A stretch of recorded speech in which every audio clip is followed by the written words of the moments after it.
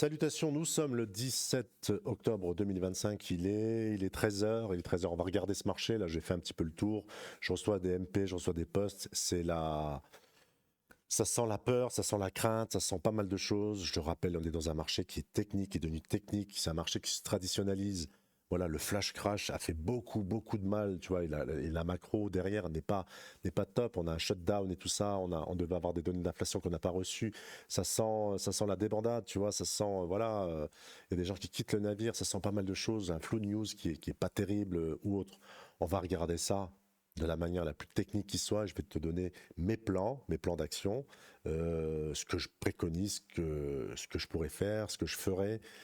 Voilà, on va regarder ça ensemble, calmement, on va regarder les prix, parce que je vois là, il y a de l'incertitude à fond la caisse, beaucoup de gens qui n'ont pas de plan et qui ne savent pas où ils en sont, ils sont hésitants, ils demandent des conseils à gauche et à droite, et forcément, c'est un peu des conseils un peu pas terribles, je me perds, voilà, je vais être gentil, vraiment pas terrible, donc on va regarder ça ensemble, petit disclaimer, il y en attaque.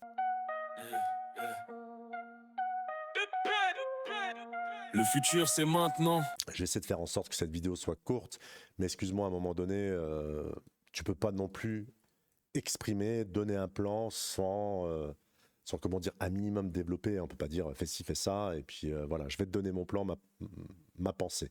Je te parle de ces 100 000, 100 000 sur BTC depuis un bon moment, 3 semaines, un mois ou autre. Regarde, on a une tendance. Je vais te montrer, on va regarder, je vais en même temps t'expliquer côté éducatif, d'accord, voilà, comment je regarde les choses. Les news, je m'en tape, je m'en cogne. Les news macro, voilà, je me dis, les news, généralement, le prix baisse et les news arrivent, les mauvaises news arrivent après. Généralement, c'est comme ça. Ça fait que 8 ans que je suis dans ce marché-là, tu vois, donc j'ai un peu constaté d'ici là. Maintenant, à te dire si on va se taper à nouveau un flash crash sur le marché crypto, tout comme avec des problèmes techniques sur les collatéraux ou autres, là, je peux pas, je suis désolé, là, je peux pas être affirmatif là-dessus. Maintenant, juste en simple, pure analyse de prix, et pour moi, ça doit être primordial, ça doit être la priorité quand on rentre sur un marché. On va regarder tout simplement ce qui s'est passé auparavant. On va regarder ici, tu vas voir 2021 rapidement. 2021 ici ATH, deuxième retest de l'ATH, hop, on se fait rejeter, ok. Donc ici résistance qui fait office de support, la base. On casse, on revient sur l'ancienne résistance, donc support. On travaille un petit peu et ça repart et on casse à nouveau ici. Donc là, au-dessus, zone de polarité positive, ok, on note 60 000 balles. 60 000 $, tu dois avoir ça sur ton graphe. Ancienne ATH ici, 74 000, on pète, on revient pile poil picobello dessus. Que les mecs qui viennent me claquer de l'analyse technique, c'est de l'astrologie. Franchement. Voilà, regarde, ici. Ok, on revient péter. Brièvement, on revient sur ce support-là. Tac, on refait un nouvel ATH 124 000. Et là, quant à présent, on revient sur l'ancienne ATH, ancienne résistance qui fait office de support maintenant. Ce que je fais, moi, ou ce que je ferai, moi, là-dessus, ce que j'ai fait, je suis rentré à 108, c'était du journalier. D'accord, c'est-à-dire que sur des unités de temps plus courtes, je suis rentré, c'était un peu plus court-termiste, et j'ai allégé ma position sur les 123 006. Ok, dans un certain Discord, je l'ai donné. Maintenant, voilà, j'ai allégé ma position, mon stop loss est financé.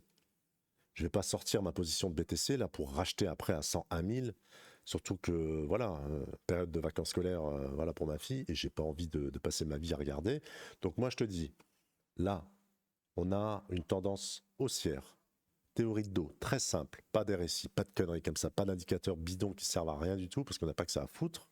Excuse-moi, hein, mais parce que ça fait tellement de fois que je me répète. Haut, bas, haut, bas, haut, potentiellement un bas ici. Potentiellement, je ne sais pas. On n'est pas encore arrivé sur ma zone. Est-ce qu'on pourrait réagir avant? Peut-être. Est-ce qu'on attend pile poil? Est-ce qu'on va peut-être mécher en dessous? Peut-être. D'accord? Donc en fonction de ton temps, en fonction de ton objectif d'investissement, en fonction de pas mal de paramètres, et je ne peux pas parler pour tous les cas parce qu'on va faire une vidéo de 3 plombes, mais je vais donner divers cas.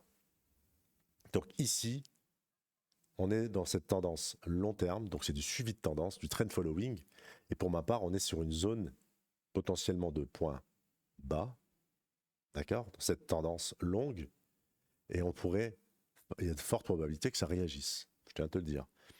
Que ça réagisse après pour aller chercher beaucoup plus haut. Au niveau de la TH, on a du suivi, on a une tendance. Voilà, je suis ni plus ni moins que cette. Voilà, hein, ça monte, ça descend, ça monte, ça descend. C'est assez stupide ce que je dis, mais j'ai l'impression que je suis obligé de le répéter. Donc là, on est sur un repli. Et après, pour aller chercher des plus hauts, à un moment donné, oui, là, on est sur un potentiel rebond. Maintenant, est-ce que ça va durer quelques semaines comme ici, tu vois? Est-ce que ça pourrait réagir là, maintenant, ou pile poil, là, sur les 100 000 à peu près, 101 000? Voilà, ça je ne sais pas, mais à un moment donné, il faut bien faire quelque chose. Il faut bien rentrer. Voilà, pour rentrer, il faut sortir, pour que tu fasses un truc. En tout cas, voilà, c'est pas un point de sortie pour ma part. Moi, je ne sors pas là. En tout cas, il n'y a rien de baissier, il n'y a rien de... Voilà. Donc, à un moment donné, ici, on est sur une zone. Maintenant, ça dépend de ta manière de faire. Si tu es plus conservateur, tu vas attendre ce genre de phase. Et ce genre de phase, ça pourrait être quoi? Ça pourrait être, si tu veux vraiment attendre une confirmation, ça pourrait attendre quoi? Ce genre de structure-là. On va avoir ici, je suppose, attention, hein, là je suis en mode voyance, je suppose que là, on va avoir une réaction. Et puis après, on pourrait revenir chercher les 110. Ça y est, c'est FOMO, tout le monde est parti. On se fait rejeter, ça y est, c'est la fin du monde. Et donc, tu vas attendre quoi? Tu vas attendre ce genre de structure. Un petit range, une petite cassure de cette zone-là et une réintégration, ce qui donnerait, par exemple, sur des unités de temps un peu plus courtes, ce qui donnerait sur des unités plus courtes, tu vois, une cassure et une mèche en dessous et une réintégration. Et donc là, tu as une zone d'invalidation. Un stop à placer. Stop mental, voilà, je ne vais pas rentrer dans les détails, mais un stop à mettre au marché. Voilà, ni plus ni moins. Ça, c'est un plan. Donc tu vas avoir la certitude, allez, on va dire, allez, imaginons, on n'a jamais de certitude, tu vas avoir la quasi-certitude de rentrer et de trouver le top, pas le top, le dip temporaire sur ce marché, tu vois. Moi, je me dis, voilà, attends, je ne peux pas donner de conseil d'investissement, mais je peux te dire ce que je fais ou ce que je ferai à but éducatif. Donc là, maintenant, je veux une certitude. Ma zone, elle est définie, elle est ici, c'est clair. C'est la même zone, c'est ce qu'on appelle une zone de polarité. Tant qu'on se maintient ici, voilà, on ne peut qu'être optimiste dans ce marché. Mais on a un repli, ok, d'accord, avec des news macro, bon, qui sont pas bonnes, soit. Mais je suis conservateur, je veux attendre, je suis trader. Donc je vais épier mon écran, je vais mettre des alertes sur des zones bien définies, et j'interviendrai quand on arrive sur ces zones. Soit allez, je mets une alerte sur 102 000, et, parce que je surveille les 101 000. Ok, je connais mes zones par cœur, soit. Voilà, une fois que j'arrive ici, je vais scruter le marché, 4 heures, 1 heure, voilà. Une fois et seulement une fois qu'on est sur cette zone-là, d'accord? Et tu regardes à peu près ce pattern ici, voilà, c'est à peu près, voilà, pour ma part, c'est assez joli, c'est assez beau.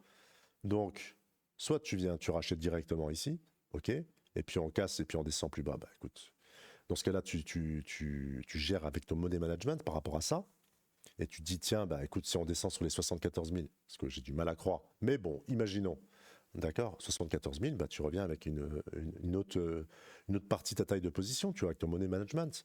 Et puis par rapport à ça, voilà, tu auras lissé ton prix.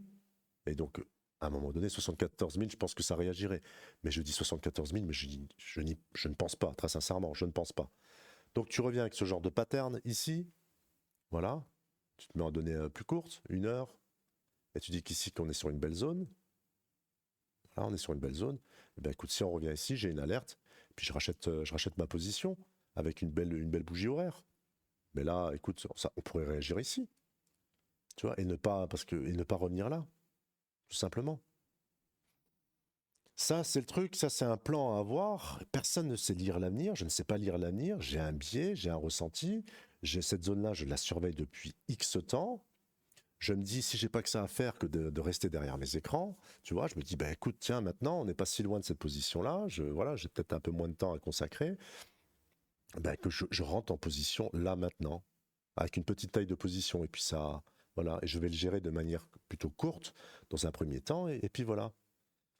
Et si ça revient en bas, je reviens avec une autre taille de position.